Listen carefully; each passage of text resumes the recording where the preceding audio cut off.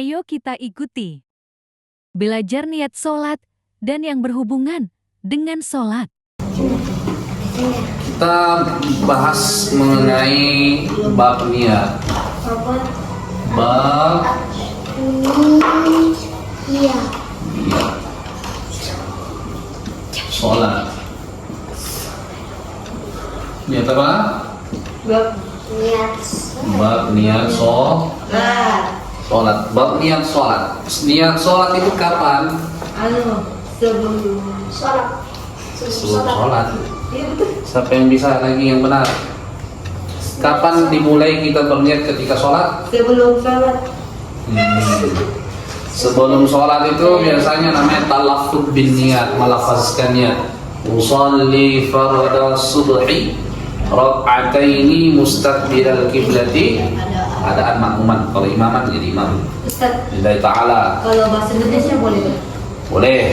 Jadi niat itu ketika, yang benar ya, niat itu ketika mengangkat takbiratul ihram, katakan Allah, maka langsung hati kita juga berniat, karena tempatnya niat itu di dalam hati. Ketika mengangkat tangan takbiratul ihram, si Allah, langsung hati kita niat sholat apa?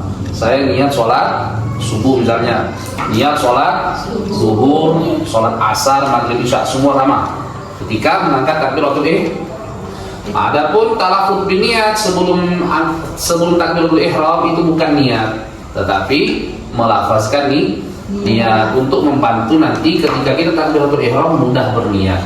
Jadi usolli fardu subuhi misalnya, rakaat ini mustaqbilal qiblati makmun lillahi ta'ala, itu cuma talaffuznya saja, melafazkan niat sebelum takbiratul ihram, supaya nanti ketika takbiratul ihram mudah hati kita untuk niat. Paham? Paham.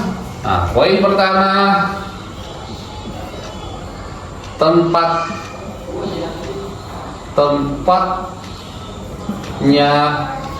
niat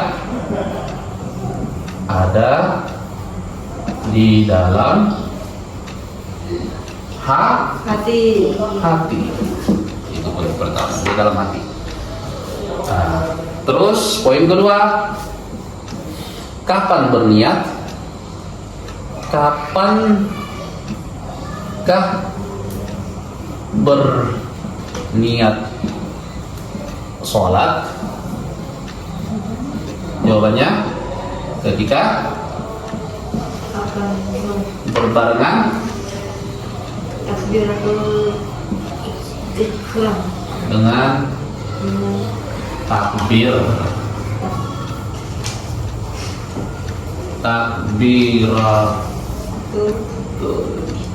ihram.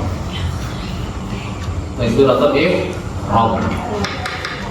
Nah, kapankah berniat sholat? Ketika berbarengan dengan takbiratul ihram. Jadi ketika Allah, hati kita juga langsung niat sholat. Kalau nggak bisa bahasa Arab, boleh bahasa Indonesia dalam hati, bahasa Indonesia. Saya niat sholat zuhur, saya niat sholat asar 4 rakaat fardu karena Allah. Itu sampai tak? Coba praktekan. Kalian coba sholat isya tadi. Sama-sama. Allah, langsung niat hatinya. Coba dihadirkan niatnya. Saya niat sholat isya 4 rakaat fardu karena Allah, dalam hati ya. Jadi sebelum sholat, sebelum takbir, kita talaffuz dulu bin niat. Poin ketiga, talaffuz atau melafazkan niat sebelum takbir. Takbiratul ihram. Sunnah, hukumnya sunnah. Oke, kalau yang di atas itu wajib. Wajib. Niat itu wajib. Paham? Jadi kita lafazkan dulu niatnya. Usolli fardhu subhi, isya ya. Usolli fardhu isya'i 4 raka'atin mustaqbilal qiblati adaan makmuman lillahi ta'ala. Coba Allahu Akbar. Sudah bisa menghadirkan niat dalam hati sambil takbir? Insya Allah bisa. Hati ya. Siapa yang sulit? Coba Allah, langsung bayangkan niat dalam hati. Langsung niat dalam hati. Allahu Akbar. Apa yang diniatkan? Pertama, ta'yin sholat. Apa yang diniatkan? Apa yang wajib diniatkan dalam sholat?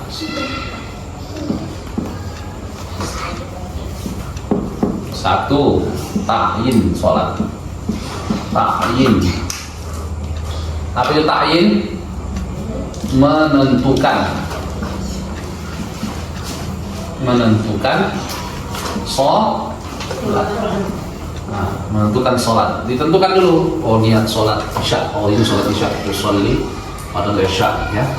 Allah. Pertama, menentukan niat sholat. Menentukan sholat. Nah, ini pertama yang wajib ta'yin. Yang kedua, fardu. Niat fardu. Ya, ta'yin kemudian fardu. Meyakini dalam hati sholat isya itu fardu. Yang ketiga, apa yang ketiga?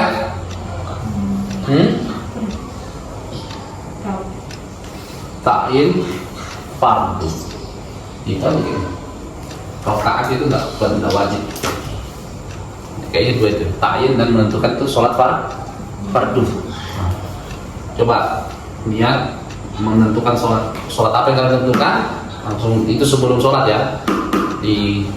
Dirasakan memang, makanya disunnahkan melafazkan niat sebelum takbiratul ihram, sehingga ketika nanti niat di dalam hati ketika takbiratul ihrammu dimudahkan. Paham ini pembahasan niat? Ada yang nggak paham? Ini pasti nggak paham dua orang. Kalau sholat itu terus kamu tutup mata bisa juga supaya kamu lebih fokus. Tidak ada orang lebih fokus. Sholat tutup mata hukumnya makruh, mengurangi pahala. Kalau makruh berarti mengurangi pahala. Jadi jangan sholat Allahu Akbar. Nah begitu. Jangan. Bagusnya buka mata. Sunnah melihat ke arah tempat sujud. Ketika takbir sujud. Allahu Akbar mulai dari situ sampai tempat sujud. Ketika ruku juga sunnah melihat tempat sujud. Ketika sujud sunnah melihat hidung. Oh, hidungnya pesek gimana? Tidak bisa dilihat. Ya pokoknya ini pandangan kita supaya jangan kemana-mana. Kapan pandangannya kemana-mana? Makruh ya. Lihat jam, lihat gambar, kepala gini. Memang nggak batal. Ya, yang penting gerakan kepalanya jangan sampai 3 kali. 1, 2, 3 batal sholatnya. Kalau 3 kali berturut-turut tidak ada jeda. Tapi kalau berjeda di 1 kembali berhenti lagi, 2 kembali berhenti lagi, sampai 3 kali itu tidak batal karena ada jedanya. Ada apanya? Jeda. Tapi kalau nggak ada jeda 1, 2, 3 batal. Begitu ya tangan kalau mengganggu, tunggu dulu. 1, 2, 3 batal sholatnya. Karena 3 kali bergerak tanpa jeda. Tapi kalau garuk 1 berhenti. 2 misalnya, sekarang bisa garuk pantatnya. Nah, berhenti. 3 itu tidak tapi ya tetap nggak bagus kalau sering goyang, walaupun nggak batal. Karena tadi ada jeda-jedanya. Paham ini? Jadi 3 kali goyang itu kalau tidak ada jedanya itu membatalkan sholat. Apa Bibi mau tanya apa? Kalau anak kecil balik-balik. Anak kecil balik-balik. Katanya. Ya namanya anak-anak kecil itu kalau sholat sudah syukur. Kalau sholat, kalau main-main ya udah. Makanya harus ada yang jaga, jangan main-main ya. Tapi kalau yang sudah besar, kalau main-main dosa. Kalau anak kecil harus belajar tidak main-main. Oke? Perintah sholat itu untuk anak-anak umur 7 tahun. Kalau umur 10 tahun meninggalkan sholat boleh dipukul. biar nggak tinggalkan sholat. Sampai udah 10 tahun Ini. masih tinggalkan sholat, Astagfirullah. Sholat subuh langganan. boleh dicambuk. Tapi dicambuk untuk mendidik. Ya, bapaknya nanti boleh cambuk kamu. Saya kasih kan. Nah, kalau yang orang sudah besar-besar begini meninggalkan sholat, apa ancaman Nabi? Nah, barang siapa yang meninggalkan satu waktu sholat fardu ya dengan sengaja, maka hukumannya disiksa di neraka selama satu hukum. Apa itu satu hukum? Satu hukum sama dengan 1000 tahun.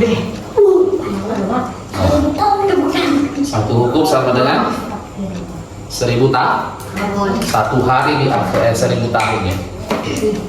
Wah, bayangkan siapa yang mau disiksa di sana satu hukum? Salah, 80 tahun. 80 tahun akhirat. 80 tahun akhir. Satu hari di akhirat. 100. Satu hari akhirat sama dengan 1000 tahun di dunia. Satu hari di akhirat 1000 tahun di dunia. Kalau 80 tahun di akhirat itu baru satu waktu ya. Satu waktu akan dihukum selama 80 tahun. Satu hukum itu 80 tahun. Itu hitungan akhirat. 80 tahun ini, satu tahun berapa hari? 360 hari. 360 hari, satu hari akhirat itu sama dengan 1000 tahun. Kalau 80 tahun gimana? Maka Masya Allah jangan berani tinggalkan sholat. Siapa yang berani tinggalkan sholat sini? Enggak. Walaupun misalnya sholat subuh, bahkan sudah ada matahari, nggak apa-apa. Langsung ambil air wudhu, langsung sholat kodok namanya. Ya Allah, saya niat mengkodok sholat, mengulangi sholat, mengganti sholat subuh saya walaupun sudah pagi. Daripada enggak masuk neraka. Apalagi Kalau tidur siang ki baru lambat ke sholat asar masih bisa cerita? masih bisa. Tidur apa kok tidur? Jadi kalau tidur siang jam berapa bangun? Jam 5? Saya Jam berapa? Jam 4? Ya masih sholat asar, itu masih waktu asar. Yang penting belum sampai azan maghrib. Waktu asar itu sampai nanti menjelang azan maghrib. Kalau sholat itu misalnya sholat di sekolah kita terus ada teman tak kasih ganggu kasih ketawa-tawa. Nggak boleh kalau sampai Kalau salah apa? ketawa dalam sholat batal sholat. Tapi kalau dikasih ketawa, Kalau kenapa main-main? kalau dia kasih ketawa. Lalu guru ini, Pak Guru ini ganggu saya sholat, masih ketawa. Gitu. Ya, tidak boleh karena bicara itu atau ketawa dengan sengaja membatalkan sholat. Kalau kalian kan udah besar, udah dewasa. Kalau anak kayak gini ketawa-ketawa masih dimaklumi. Awalnya sudah urat malunya, sudah urat malunya kan. Ustaz udah ketawa. Hah? Ini kan tak sholat. Emang saya selalu ketawa kalau sholat. Apa sih pembahasan ini? Kalau sholat ketawa batal Lah. sholat makan batal sholat. Lah. Ini lagi. Ketika kita sholat menghadap ke kiblat ke sana ya. Kalau kapan kita balik ini batal sholat. Ya. Karena tidak menghadap kiblat. Jadi kalau balik-balik gini batal sholat, hati-hati. Jadi kalau Ada ukur kiblat kalau di masjid. Ya mesti itu arah kiblat ke sana. Misalnya kalau Di rumah ya kan, di rumah kita tahu arah kiblat mana. Kalau di hutan ya ditentukan, kita cari dulu arah kiblat nggak ketemu, maka kita boleh berijtihad boleh menentukan sendiri. Saya menentukan arah kiblat sana atau di sana, padahal di sana nggak apa-apa. Kalau di hutan tidak ada GPS, nggak ada HP, sehingga nggak bisa lihat arah kiblat, maka boleh menentukan walaupun salah tetap sah. Paham? Itu kalau di hutan. Masih ada lagi? Siapa? Apa? Mau bertanya?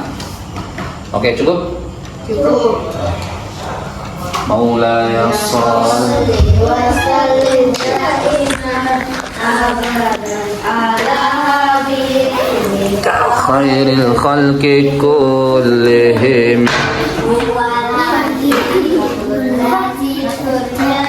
مولاي صل وسلم دائما أبدا على حبيبك خير الخلق كلهم زينت السماء وضعت الجبال أمرت البحار وخلقت الجنان سيرت الكواكب أضأت النجوم. Terima kasih telah menonton.